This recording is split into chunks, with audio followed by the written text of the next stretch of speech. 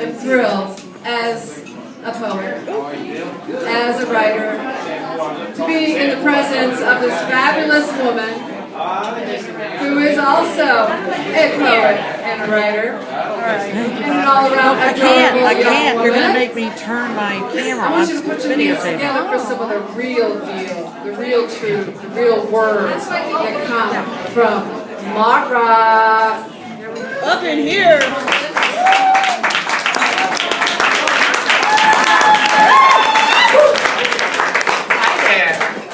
Sorry, Colleen. So, in order for this poem to make sense,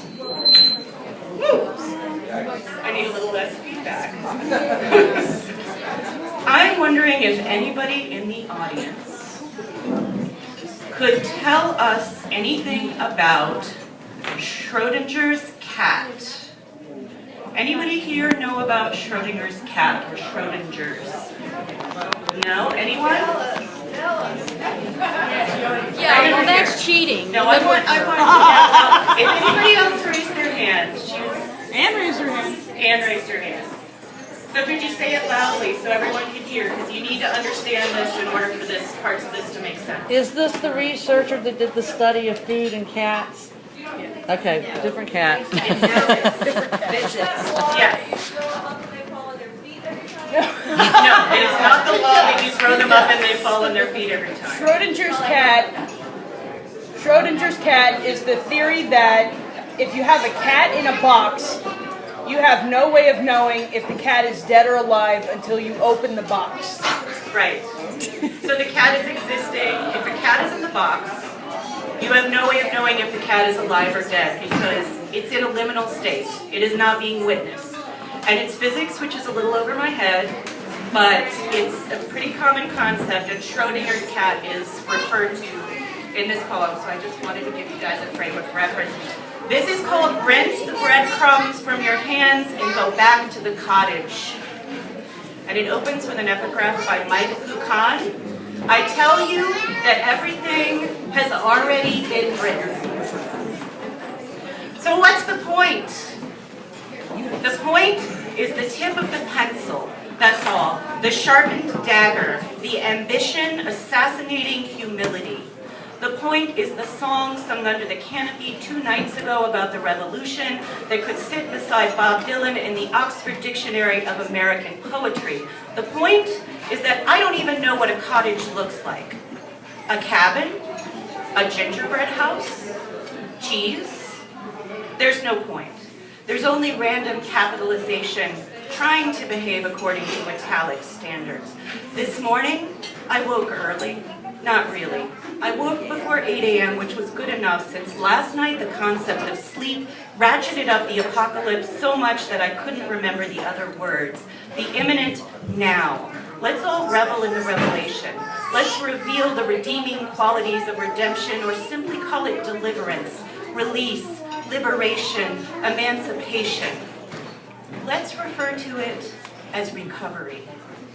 There were too many stars and not enough moon. I woke before the sun had settled its way down Maddox Mountain. I woke and did what I do, but before I allowed myself access to any words other than duty, I took 2 litter boxes outside and emptied them too close to the house. Far enough away. In another pile of ashes that were also too heavy to carry far. If we have to have a fire much longer, we'll need to clean the chimney again. I made myself do it after not doing it for days. I would claim to feel domestic, but I only want to bake shortcakes. I only want to brew tea leaves and learn what they say, and most of what I ever knew of your voice was the part that said, please make it sweet. You'd never had so much sugar. Jasmine vine and dancing to short skirt, long jacket during a full moon, a bottle of Southern Comfort, and sleeping on the old mattress on the back porch until there were too many bees. I'm terrified to ask why you're not speaking to me. The cat you love best stares at me like a stranger and asks in her most polite meow what I did with all her shit. I could ask you. I tried to at first. Now I just wait. Now the imminent fucking now is ever present, right here. I only want to reveal the revelry. I will not clean the oven. I misassemble the refrigerator. The cat is not in a box, and it could possibly have to do with Schrodinger's rapist. The first thing you need to understand is that women are dealing with a set of challenges and concerns that are strange to you, a man. To begin with, we would rather not be killed or otherwise violently assaulted. Phaedra Starling. Still, I probably wouldn't compare our internal editor to the large intestine. We've not digested this yet. I want a poem to kick me in the gut. I want it to get stuck there and dumped out past the tree line. I want it to mean more than it can ever mean. It was Thanksgiving, and that should make it a moot point. A mute point. A butternut with feta and roasted garlic point and a turkey. It's not the point. The point is that there's rarely a point, that I want to point at you when I am perfectly aware that I make my own dumb choices. Freedom, liberty, autonomy, self-determination, free will. Right-click here, insert the perfect synonym. Point the point at the point. Can you see it? It's already been written. Hunt the dusty stacks for what you used to say. Teach a man to dream. Teach a woman to leave his address by the computer so that if necessary, they will know where to find the body. Think of this every time you go out on a date. I have always refused to learn to live in fear. Therefore, when it comes, I shove it aside for other distractions. I will make it leave me alone. I will risk only what's worth risking. I will never figure that part out. I will seek the point and make the point and sharpen my claws on silence, hoping you'll back me into a corner so I can speak. I will not back up, back down. I will not make this real. Here's the point. You do not get to decide anything for me. Here's another other point. There are no heroes, the lost girls cannot be found, and if you find yourself a place in this poem, sleep lightly.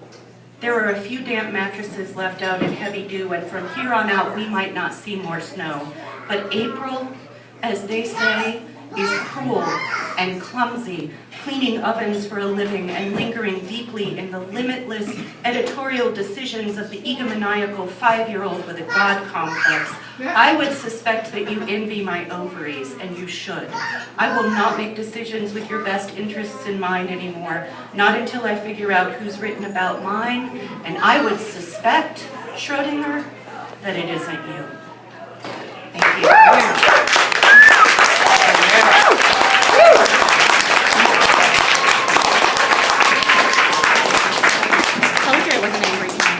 Take that, Schrodinger, and your little